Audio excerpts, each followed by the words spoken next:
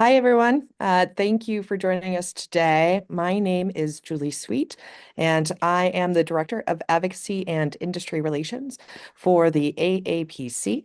We're here to share the findings from two major research projects focused on the 2024 election, one on voter turnout and one on the use of AI in campaigns.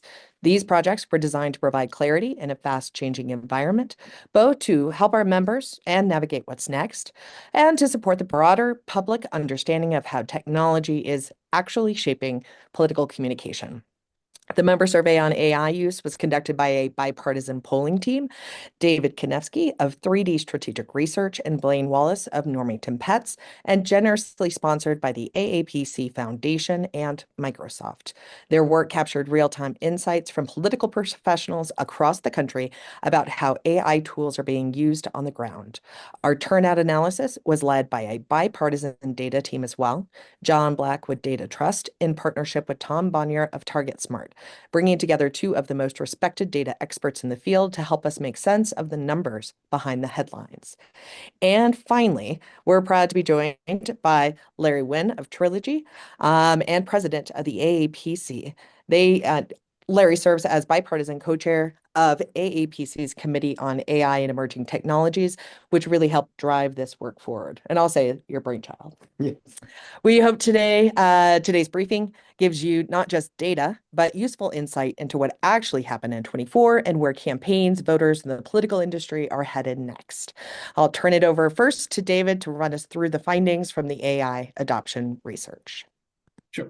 Thank you, Julie. So I'll just give a couple quick overview points and then we can chat, answer questions later on. But the majority of consultants use AI in their work on a weekly basis. So 34% use it at least once a day. 59%, again, the majority are using it at least once a week. And then 86% said they ever used it for work. So again, almost all consultants are using it in some level, and the majority are using it on a weekly basis. And then over two-thirds are saying that they find it effective in their work. So again, people are happy with their usage of it when they are using it. In terms of what tools are used, ChatGPT is by far the most widely used tool. Three-fourths of consultants use that, but we still see significant usage of other tools like Gemini, Canva, Copilot. And what consultants are really using it for is kind of internal workflows, brainstorming, creative workshopping, research. A lot of the things that came out of the IDIs was, uh, it's it's an assistant. Somebody kind of said it's a very fast learning and well-skilled intern. So it's not replacing consultants. It's more how is it helping them be more efficient with their time, especially given that time is always the biggest crunch in campaigns. In terms of looking ahead and where do they see opportunities for the use of AI, it's really opportunities around reducing costs, and again, even more on increasing efficiency. Um, those are the really most sought after benefits. And then we see the majority of consultants think AI played a role in 2024, and almost everyone, 95%, it's going to either think it's going to be a fundamentally transformative uh, tool, or some people are say it's going to be a useful tool but not transformative. But then when we ask, if they think AI had a positive or negative impact or mixed impact, the plurality both when we asked about 2024 and looking ahead say it's going to be a mixed impact. And that's actually, I think, a really important finding because what we're finding is two-thirds of people say it was effective in their own use, but then when we say, well, what was AI's impact overall? Then they say it's a little more mixed. So consultants are saying, well, I'm using it well, but I'm really concerned about, um, the bad actors in this space, things like that. And the analogy would say here is, especially for those in working in politics, people like their congressman, but they don't like Congress. And that's why they're saying, hey, I really like my use of AI, but I'm just worried about how others may use it. But one of the things we do find here is, and I've seen this in some work I've done that isn't public around voters' use and views of AI, which is the more you use it, the more positive you are towards AI, the more likely you're to say it had a positive impact in 2024 and in the future. So as there's greater adoption of AI, I think people will see more of the benefits and less of the concerns around it. We did ask some questions around, concerns and ethics. And again, kind of what's driving that is really, deep fakes and misinformation. Obviously, there's a lot of things happening at the regulatory level, ethical concerns, but that's all kind of secondary to people's concerns about somebody creating an ad, using a deep fake in a way we couldn't have done, 10, 20 years ago. Um, Consultants broadly agree what is ethical and unethical. Again, the deep fakes, conversation, fake supporters, things like that, very much considered unethical, particularly when it's not disclosed. But we do see kind of whether it's disclosed or not disclosed, a little bit more murkier. Um, Disclosure in some circumstances, it may not make things ethical, it may make things less unethical. But then when we look at non-advertising uses of AI, things like targeting, a way AI can make minimal edits to an ad. Those are broadly considered ethical because in essence, those can be done with existing tools. Somebody said like, great, if I can edit something in Photoshop and now an AI is doing that automatically, you know, that's ethical. And so that's why I think it's really important to understand, uh, especially from a regulatory framework, et cetera, it's, just because you're using AI in it doesn't necessarily make something unethical. It could just be something that's speeding up current processes that people are doing in their current workflows.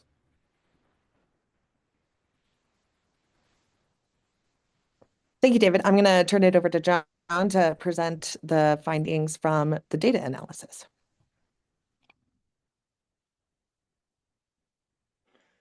Thank you, Julie, and good afternoon. We took a look at election results from the 2024 election, and everything done to this point has primarily been based on the results as they appear from votes cast.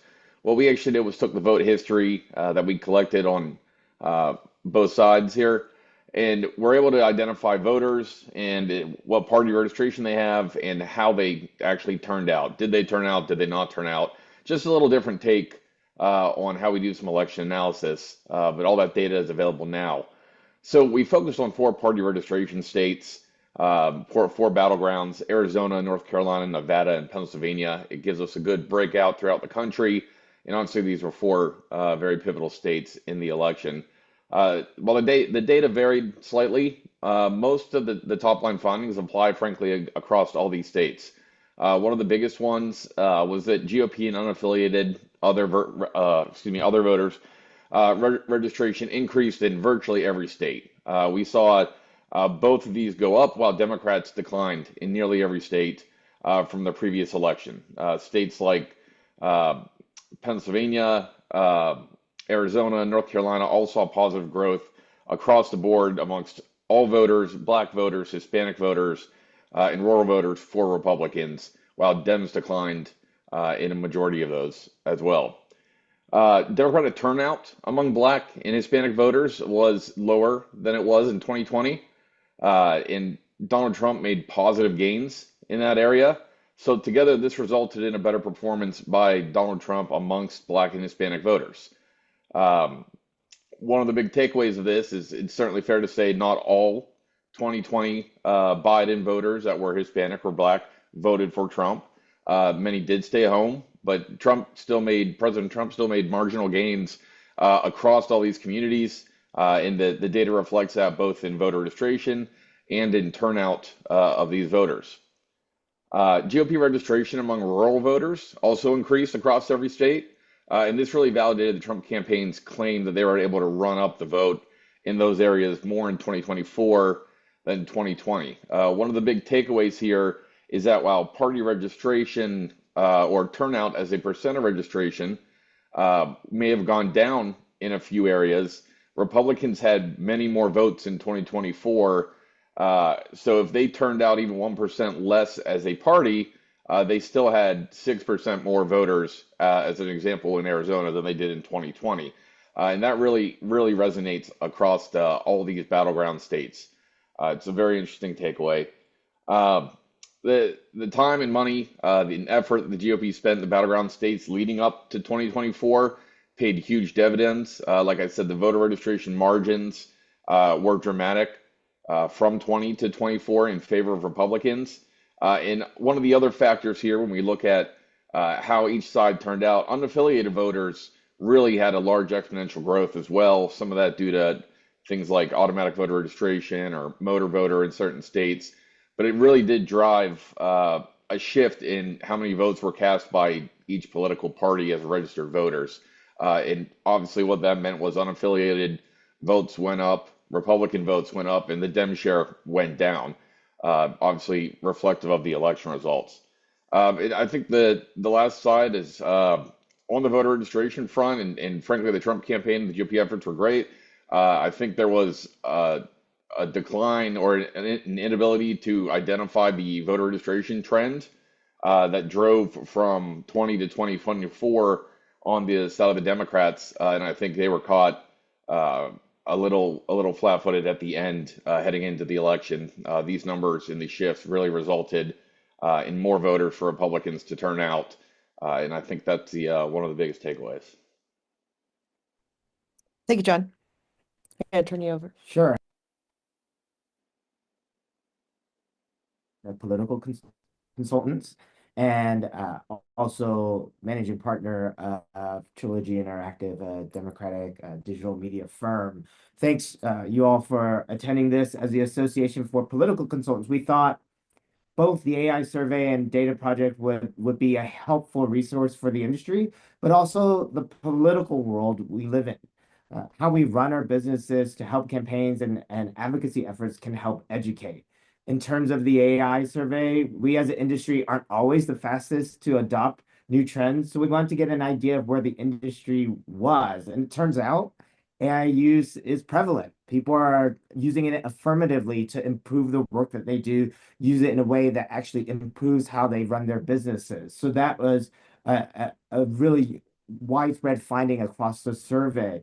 Now we need to understand how to get ahead of some of the regulation and a mishmash of regulation, frankly, across the country to help balance misinformation with speech and how we reach voters.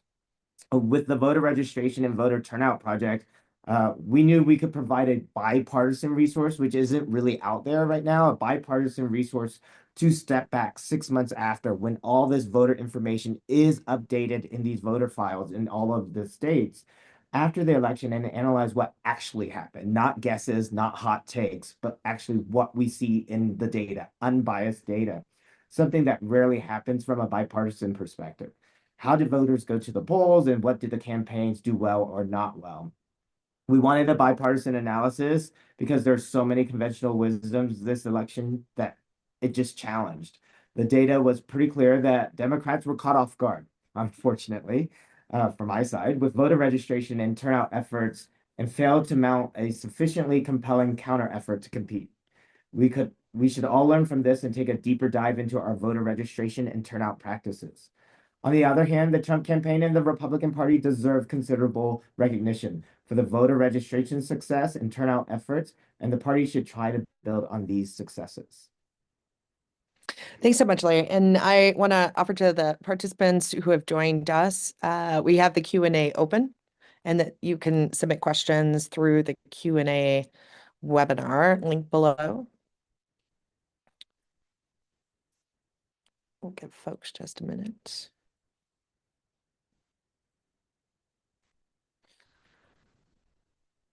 And want to let folks know that the supporting materials from both research projects will be made available on our website at www.theaapc.com/advocacy. And we have our first question from Erica. Do you think that there will be expanded ethical guidelines for how AI is used in politics? Larry, I'll put that to you. Yeah, I think the information we got on the survey shows that our industry is interested in making sure that AI is used in the most positive and affirmative way. We are discussing internally what that means ethically. I think we have an ethics policy on our site, and that generally guides the behavior in our industry, whether it's in AI or machine learning or what we've already been doing in Photoshop for over the years.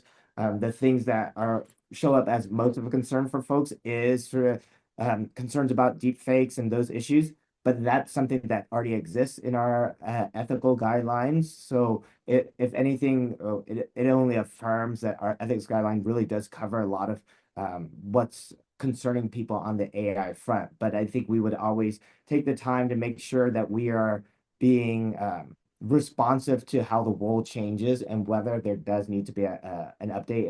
And we are taking this survey and looking at it, but also looking at how our members use it and how it's used in politics to influence that decision.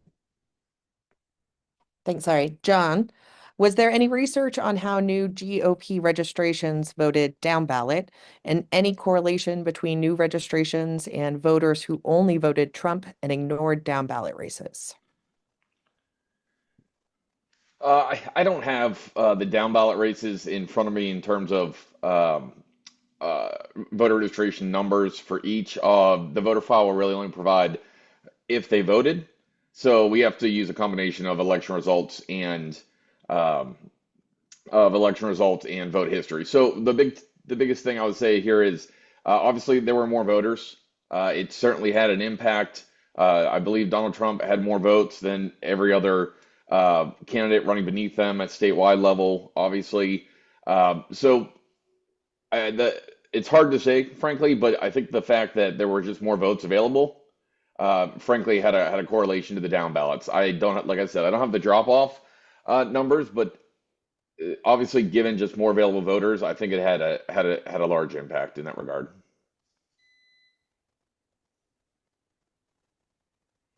Thanks, John. Just as a reminder, if you've recently joined us, you can ask questions using the Q&A question box at the bottom of your Zoom screen. We'll stick around just another minute for folks to ask questions.